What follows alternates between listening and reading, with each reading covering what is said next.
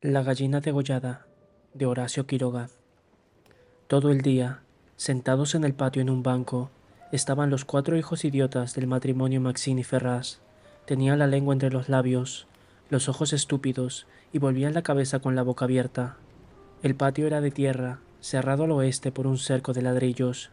El banco quedaba paralelo a él, a 5 metros, y allí se mantenían inmóviles, fijos los ojos en los ladrillos. Como el sol se ocultaba cerca del cerco, al declinar los idiotas tenían fiesta. La luz enceguecedora llamaba la atención al principio. Poco a poco sus ojos se animaban, se reían al final estrepitosamente, congestionados por la misma hilaridad ansiosa, mirando al sol con alegría bestial, como si fuera comida. Otras veces, alineados en el banco, zumbaban horas enteras, imitando el tranvía eléctrico. Los ruidos fuertes sacudían a sí mismos su inercia y corrían entonces, mordiéndose la lengua y mugiendo, alrededor del patio, pero casi siempre estaban apagados en un sombrío letargo de idiotismo y pasaban todo el día sentados en su banco, con las piernas colgantes y quietas, empapando de glutinosa saliva el pantalón. El mayor tenía 12 años y el menor 8. En todo su aspecto sucio y desvalido se notaba la falta absoluta de un poco de cuidado maternal. Esos cuatro idiotas, sin embargo, habían sido un día el encanto de sus padres. A los 3 meses de casados, Maxine y Berta orientaron su estrecho amor de marido y mujer y marido, hacia un porvenir mucho más vital, un hijo. Qué mayor dicha para dos enamorados que esa honrada consagración de su cariño, libertado ya del vil egoísmo de un mutuo amor sin fin ninguno, y, lo que es peor para el amor mismo, sin esperanzas posibles de renovación. Así lo sintieron Mazzini y Berta cuando el hijo llegó. A los 14 meses de matrimonio, creyeron cumplida su felicidad. La criatura creció bella y radiante hasta que tuvo año y medio, pero en el 20º mes sacudieronlo una noche convulsiones terribles y a la mañana siguiente no conocía más a sus padres. El médico lo examinó con esa atención profesional que está visiblemente buscando las causas del mal en las enfermedades de los padres. Después de unos días, los miembros paralizados recobraron el movimiento, pero la inteligencia, el alma, aun el instinto, se habían ido del todo. Había quedado profundamente idiota, baboso, colgante, muerto para siempre sobre las rodillas de su madre. Hijo, mi querido hijo, sollozaba ésta, sobre aquella espantosa ruina de su primogénito. El padre, desolado, acompañó al médico afuera. A usted se le puede decir, creo que es un caso perdido. Podrá mejorar, educarse en todo lo que le permita su idiotismo, pero no más allá. Sí, sí, asentía Mazzini. Pero dígame, ¿usted cree que es herencia? Que... En cuanto a la herencia paterna, ya le dije que lo que creía cuando vi a su hijo. Respecto a la madre, hay allí un pulmón que no sopla bien. No veo nada más, pero hay un soplo un poco rudo. Hágale examinar bien. Con el alma destrozada de remordimiento, Mazzini redobló el amor a su hijo, el pequeño idiota que pagaba los excesos del abuelo. Tuvo asimismo que consolar, sostener sin tregua a Berta, herida en lo más profundo por aquel fracaso de su joven maternidad. Como es natural, el matrimonio puso todo su amor en la esperanza de otro hijo. Nació éste, y su salud y limpidez de risa reencendieron el porvenir extinguido. Pero a los 18 meses las convulsiones del primogénito se repetían, y al día siguiente amanecía idiota. Esta vez los padres cayeron en la honda desesperación. Luego su sangre, su amor estaban malditos. 28 años él, 22 ella, y toda su apasionada ternura no alcanzaba a crear un átomo de vida normal. Ya no pedían más belleza e inteligencia como en el primogénito, pero un hijo como todos. Del nuevo desastre brotaron nuevas llamaradas del dolorido amor, un loco anhelo de redimir de una vez para siempre la santidad de su ternura. Sobrevinieron mellizos, y punto por punto repitióse el proceso de los dos mayores, mas, por encima de su inmensa amargura, quedaba Mazzini y Berta gran compasión por sus cuatro hijos. Hubo que arrancar del limbo, de la más honda animalidad, no ya sus almas, sino el instinto mismo abolido. No sabían deglutir, cambiar de sitio ni aun sentarse. Aprendieron al fin a caminar, pero chocaban contra todo, por no darse cuenta de los obstáculos. Cuando los levantaban, mugían hasta inyectarse de sangre el rostro. Animábanse solo al comer, o cuando veían colores brillantes u oían truenos.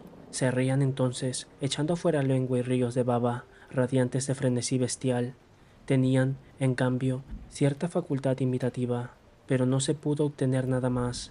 Con los mellizos pareció haber concluido la aterradora descendencia, pero pasados 3 años desearon de nuevo ardientemente otro hijo, confiando en que a lo largo del tiempo transcurrido hubiera aplacado la fatalidad. No satisfacían sus esperanzas, y en ese ardiente anhelo que se exasperaba, en razón de su infructuosidad, se agriaron. Hasta ese momento cada cual había tomado sobre sí la parte que le correspondía de la miseria de sus hijos, pero la desesperanza de redención ante las 4 bestias que habían nacido de ellos echó afuera esa imperiosa necesidad de culpar a los otros, que es patrimonio específico de los corazones inferiores. Iniciáronse con el cambio de pronombre, tus hijos, y como a más del insulto había la insidia, la atmósfera se cargaba.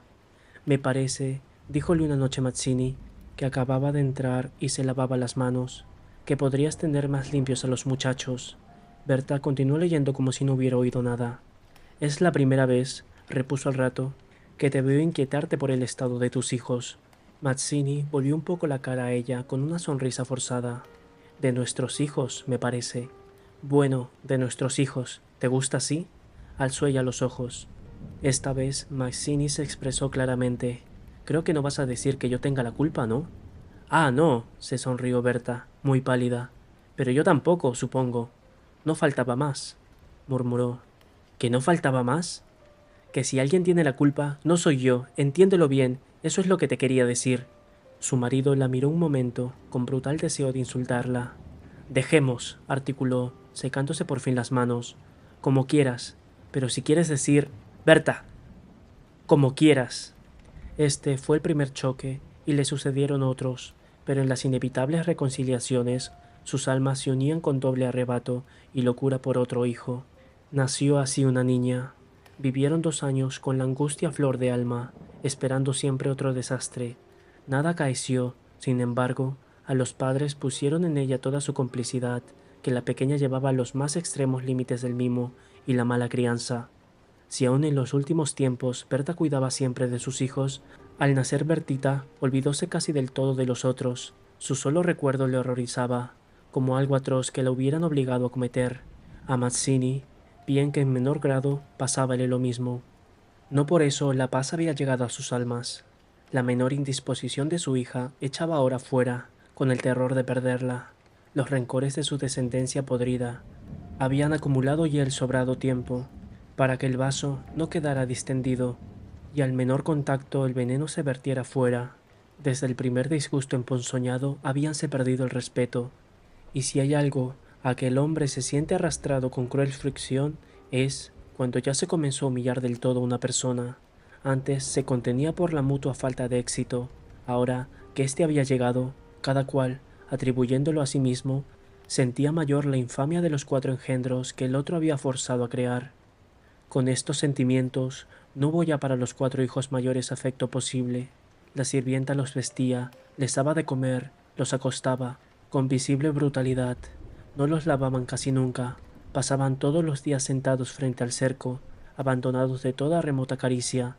De este modo, Bertita cumplió 4 años, y esa noche, resultado de las golosinas que era a los padres absolutamente imposible negarle, la criatura tuvo algún escalofrío y fiebre, y el temor a verla morir o quedar idiota tornó a reabrir la eterna llaga. Hacía 3 horas que no hablaban, y el motivo fue, como casi siempre, los fuertes pasos de Mazzini. «Mi Dios, ¿no puedes caminar más despacio? ¿Cuántas veces?» «Bueno, es que me olvido, se acabó, no lo hago a propósito». Ella se sonrió, desdeñosa. «No, no te creo tanto». «Ni yo, jamás te hubiera creído tanto a ti, tisiquilla». «¿Qué? ¿Qué dijiste?» «Nada». «Sí, te oí algo. Mira, no sé lo que dijiste, pero te juro que prefiero cualquier cosa a tener un padre como el que has tenido tú». Mazzini se puso pálido. «Al fin», murmuró con los dientes apretados. «Al fin, víbora, has dicho lo que querías». «Sí, víbora, sí, pero yo he tenido padres sanos, ¿oyes? Sanos. Mi padre no ha muerto de delirio. Yo hubiera tenido hijos como los de todo el mundo. Esos son hijos tuyos, los 4 tuyos». Mazzini explotó a su vez. «Víbora tísica». «Eso es lo que te dije, lo que te quiero decir. Pregúntale, Pregúntale al médico quién tiene la mayor culpa de la meningitis de tus hijos, mi padre o tu pulmón picado, víbora. Continuaron cada vez con mayor violencia, hasta que un gemido de Bertita selló instantáneamente sus bocas.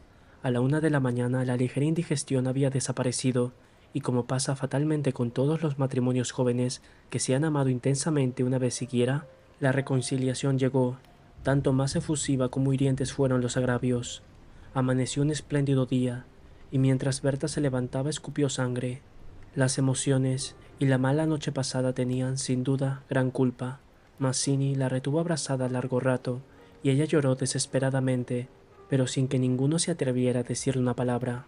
A las 10 decidieron salir, después de almorzar. Como apenas tenían tiempo, ordenaron a la sirvienta que matara una gallina. El día radiante había arrancado a los idiotas de su banco, de modo que mientras la sirvienta degollaba en la cocina al animal, desangrándolo con la parsimonia, Berta había aprendido de su madre este buen modo de conservar frescura a la carne. Creyó sentir algo como respiración tras ella. Volvióse y vio a los 4 idiotas, con los hombros pegados uno a otro, mirando, estupefactos, la operación. Rojo, rojo. Señora, los niños están aquí, en la cocina. Berta llegó, no quería que jamás pisaran allí, y ni aun en esas horas de pleno perdón, olvido y felicidad reconquistada podía evitarse esa horrible visión, porque, naturalmente, cuando más intensos eran los raptos de amor a su marido e hija, más irritado era su humor con los monstruos. ¡Que salgan, María! ¡Échalos! ¡Échalos! le digo. Las 4 pobres bestias, sacudidas, brutalmente empujadas, fueron a dar a su banco. Después de almorzar, salieron todos. La sirvienta fue a Buenos Aires y el matrimonio a pasear por las quintas. Al bajar el sol volvieron, pero Berta quiso saludar un momento a sus vecinas de enfrente. Su hija escapóse enseguida a casa. Entretanto, los idiotas no se habían movido en todo el día de su banco. El sol había traspuesto ya el cerco, comenzaba a hundirse, y ellos continuaban mirando los ladrillos, más inertes que nunca. De pronto, algo se interpuso en su mirada y el cerco. Su hermana, cansada de 5 horas paternales, quería observar por su cuenta, detenida al pie del cerco. Miraba pensativa la cresta, quería trepar. Eso no ofrecía duda. Al final, decidióse por una silla desfondada, pero faltaba aún. Recorrió entonces a un cajón de corosene, y su instinto tipográfico hízole colocar vertical el mueble, con el cual triunfó. Los 4 idiotas, la mirada indiferente, vieron cómo su hermana lograba pacientemente dominar el equilibrio, y cómo en puntas de pie apoyaba la garganta sobre la cresta del cerco, entre sus manos tirantes. Viéronla mirando a todos lados y buscar apoyo, con el pie para alzarse más, pero la mirada de los idiotas se había animado. Una misma luz insistente estaba fija en sus pupilas, no apartaban los ojos de su hermana, mientras creciente sensación de gula bestial iba cambiando cada línea de sus rostros. Lentamente avanzaron hacia el cerco. La pequeña, que habiendo logrado calzar el pie, iba ya a montar a horcajadas y a caerse del otro lado, seguramente sintiéndose cogida de la pierna. Debajo de ella, los 8 ojos clavados en los suyos le dieron miedo. —¡Soltame! ¡Déjame! —gritó sacudiendo la pierna, pero fue atraída. —¡Mamá! ¡Ay, mamá! ¡Papá! Trató aún de sujetarse del borde, pero sintióse arrancada y cayó. —¡Mamá! ¡Ay, ma! Y no pudo gritar más.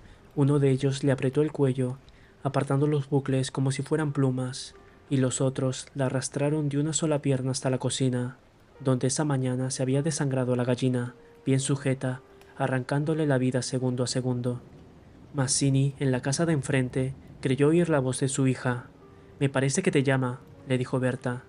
Prestaron oído, inquietos, pero no oyeron más. Con todo, un momento después se despidieron, y mientras Berta iba a dejar su sombrero, Mazzini avanzó en el patio. —¡Bertita! Nadie respondió. —¡Bertita! Alzó más la voz, ya alterada. Y el silencio fue tan fúnebre para su corazón siempre aterrado, que la espalda se le heló de horrible presentimiento. —¡Mi hija! ¡Mi hija! Corrió ya desesperado hacia el fondo, pero al pasar frente a la cocina, vio en el piso un mar de sangre. Empujó violentamente la puerta entornada y lanzó un grito de horror. Berta ya se había lanzado corriendo a su vez al oír el angustioso llamado del padre. Oyó el grito y respondió con otro, pero al precipitarse en la cocina, Mazzini, lívido como la muerte, se interpuso, conteniéndola. —¡No entres! ¡No entres! Berta alcanzó a ver el piso inundado de sangre. Solo pudo echar sus brazos sobre la cabeza y hundirse a lo largo de él con un ronco suspiro. Fin de La gallina degollada.